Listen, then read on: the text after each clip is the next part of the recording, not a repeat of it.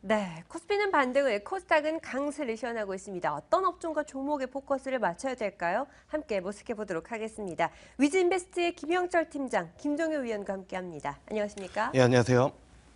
네, 일단 코스피에서는 수급이 비었음에도 불구하고 개인들의 힘만으로 반등을 시작하고 있고 코스닥에도 완전히 매기가 쏠려 있는 상황입니다. 그런데 중소형주 중심으로 계속 강세가 진행될지 아님 대형주 시장을 미리 대응해서 좀 전략을 세워야 될지 모르겠습니다. 어떻게 대응 전략 세워보면 좋을까요? 사실 이제 뭐 어제 이제 그 시장을 뭐 한 줄로 요약을 하자 보면은 뭐 거래소 같은 경우에는 기존 주도주의 강세 속에서 수급이 부재가 좀 나타났다 이렇게 좀 보시면 좋을 것 같고요.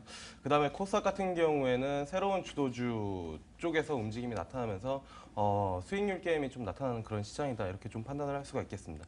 일단 뭐 대형주 같은 경우에 보면은 어제 이제 갭 상승, 그러니까 뭐 G2, 그러니까 미국이랑 중국 쪽에서 긍정적인 뉴스 플로어가 나오면서 갭 상승에서 출발을 했는데 그 갭 상승한 부분들을 지켜내지 못했다라는 부분들이고 결국에는 업종별로 상승한 업종을 보면은 지속적으로 기존 주도주였던 정유 그리고 뭐 화학 그리고 증권 그리고 이제 뭐 그 기타 뭐 종목들이 이제 뭐 상승을 하는 그런 흐름들을 좀 보였다. 그래서 기존 주도주 외에는 사실 뚜렷하게 상승을 못하는 그런 시장이었다 이렇게 좀 볼 수가 있겠고 새로운 주도주로 조금 뭐 부각이 될 수 있는 그런 부분들이다라고 하면은 음식료 업종 뭐 2월 달부터 지속적으로 좀 말씀을 드렸는데 그때 모멘텀 같은 경우에는 뭐 원화 강세에 대한 모멘텀을 좀 말씀을 드렸었습니다. 근데 지금 시장에서 부각이 되고 있는 부분들은 중국에 대한 부분들 그리고 실적에 대한 부분들이 같이 스토리가 엮이면서 좀 강세 흐름들이 좀 나타나고 있지 않나. 거기에 이제 방어주 성격까지 이제 뭐 같이 맞물리면서 강세 업종으로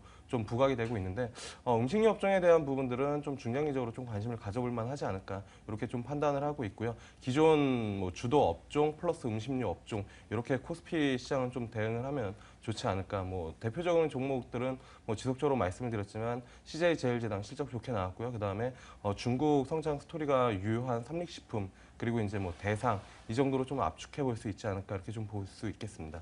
그리고 이제 코스닥 같은 경우에는 사실 개인적으로도 좀 놀랍다라고 조금밖에 뭐 표현을 할 수밖에 없는데요. 뭐 단기적으로 급반등이 좀 나타나고 있고 그 이면에는 뭐 수익률 게임 기관이랑 외국인들이 같이 좀 벌이고 있는 그런 상황이지 않나 이렇게 좀 판단을 할 수가 있겠는데 거래소 시장이랑 조금 다른 부분들은 새로운 주도 업종이라고 하기에는 조금 어렵지만 거래소보다는 확실히 업종별로 좀 두드러지는 모멘텀들이 좀 부각이 되고 있는 상황이다. 뭐 대표적으로 이제 이 앞전에 그 삼성전자 신규 라인 투자 평택공장 그 부분들로 반도체 장비주가 움직였다라고 하면은 어대장 같은 경우에는 컨텐츠 관련 종목들이 상당히 강세 흐름들을 좀 보여줬거든요. 그렇기 때문에 아직까지 새로운 주도 업종을 좀 끌어낼 수 있는 그런 수급의 힘이 좀 살아있는 시장이다. 이렇게 좀 볼 수가 있겠고요. 컨텐츠 업종 같은 경우에는 중국발 모멘텀인데 단기적으로 좀 급등한 부분들은 있습니다. 근데 단기적보다는 좀 중장기적인 관점에서 충분히 접근을 해볼 만한 그런 섹터가 되지 않을까. 뭐 대표적으로는 CJ ENM 그리고 뉴 그리고 로엔 이런 종목들이 좀 되지 않을까 이렇게 좀 말씀을 드릴 수가 있겠습니다. 네, 중국 모멘텀이 부각되는 음식료주 그리고 컨텐츠 관련주에 관심을 가져보자라고 의견을 내주셨습니다. 유동성을 기대하기 힘든 시장에서 실적에 좀 더 포커스를 맞출 수밖에 없는 상황인데요. 현재 시장, 위원님은 어떻게 보시나요? 일단 코스피보다 코스닥이 강세를 보이는 이유는 모멘텀이나 이벤트가 모두 유가증권 시장에 지금 불리하기 때문입니다.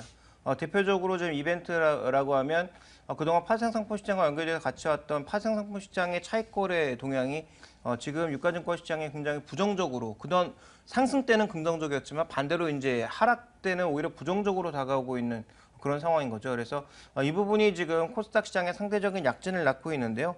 실적으로 비교해 보자면 대형주가 당연히 나을 것이고, 그다음에 뭐 PR이나 PBR 같은 우리가 흔히 얘기하는 판단 지표, 밸류에이션 판단 지표로 놓고 봤을 때도 코스닥 시장의 매력도는 떨어질 수밖에 없거든요. 그래서 상승이 확산되는 경우에는 역시 대형주 쪽으로 갈 가능성이 높다라는 판단. 그래서 이번 주 중반 이후를 중심으로 외국인 수급 회복과 이벤트의 마감 이후로는 코스닥 시장 랠리보다는 대형주 쪽에 랠리가 나타날 가능성에 무게를 두고 움직이시는 게 좋겠다라고 보고 있기 때문에 저는 뭐 코스닥 시장이 주도주 없이 돌아가는 것은 힘이 없기 때문이고 오히려 단기 수익률 게임을 벌이고 있는 거다라고 보고 있기 때문에 코스닥 시장에 대한 집중도를 지금 당장 손을 뺄 필요는 없겠지만 이번 주 주말을 기점으로 해서 조금 바꿔볼 필요는 있겠다라고 보고 있습니다. 네, 현재 시점에서는 투자 전략을 좀 유지하되 주말 이후에 코스피 시장으로의 변화도 염두에 두셔야겠습니다.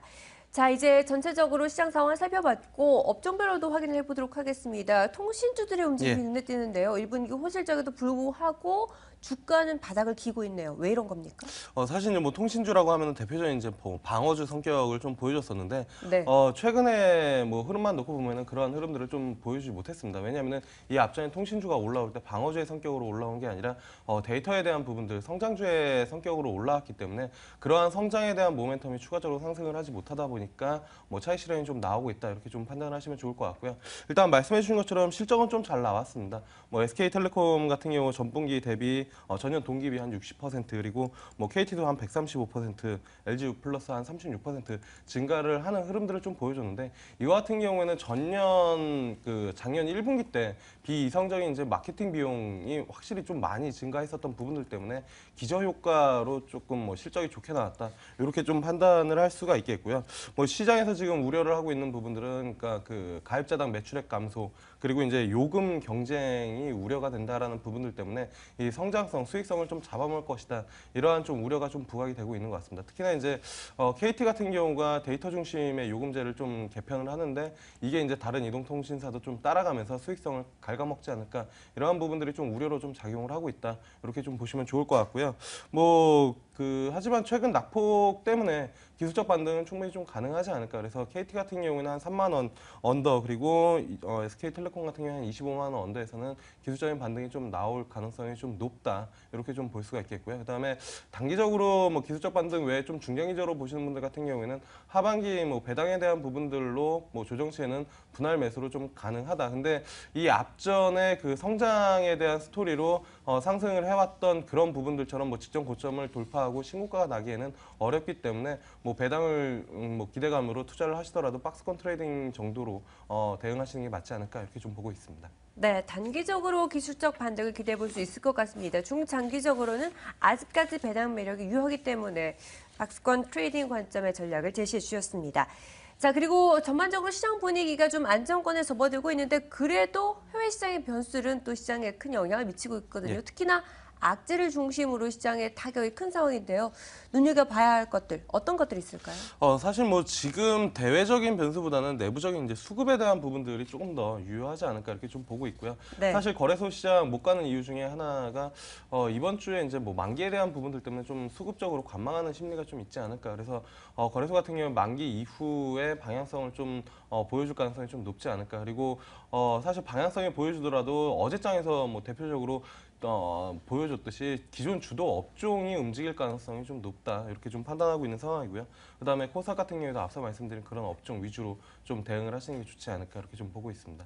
그리고 이제 뭐 오늘장에 좀 관심 있게 보고 있는 종목은 휴메딕스라는 종목인데요. 뭐 사실 이 앞전에도 한번 설명을 좀 추천이 아니라 이제 뭐 관심 종목으로 좀 말씀을 드렸었던 종목이고 최근 조정 이후에 어제장에 좀 강하게 좀 반등을 했는데 일단은 실적이 상당히 좋았습니다. 그때도 이제 실적에 대한 모멘텀을 좀 말씀을 드렸었는데 뭐 매출액 같은 경우에 한 30% 그리고 영업이 27% 정도 증가되는 그런 흐름들을 좀 보여줬고 대표적으로 필러 매출이 한 50% 이상 증가가 되는 부분들이기 때문에 그리고 이제 중국 쪽에서 실질적으로 매출이 일어나는 그런 부분들이다. 그리고 수급적인 측면에서는 어제 사모펀드랑 외국인 쪽에서 상당히 강하게 집중 매수가 좀 들어왔기 때문에 조정 시에는 충분히 관심을 가져볼 만하지 않을까 이렇게 좀 말씀을 드릴 수가 있겠습니다. 네, 만기 이후에 확실한 방향성이 잡히면서 다시 주도주들이 시장으로 돌아올 것을 기대하고 있습니다. 유망주로는 휴메딕스 꼽아주셨으니까요. 유념하셔서 살펴보시기 바라겠습니다.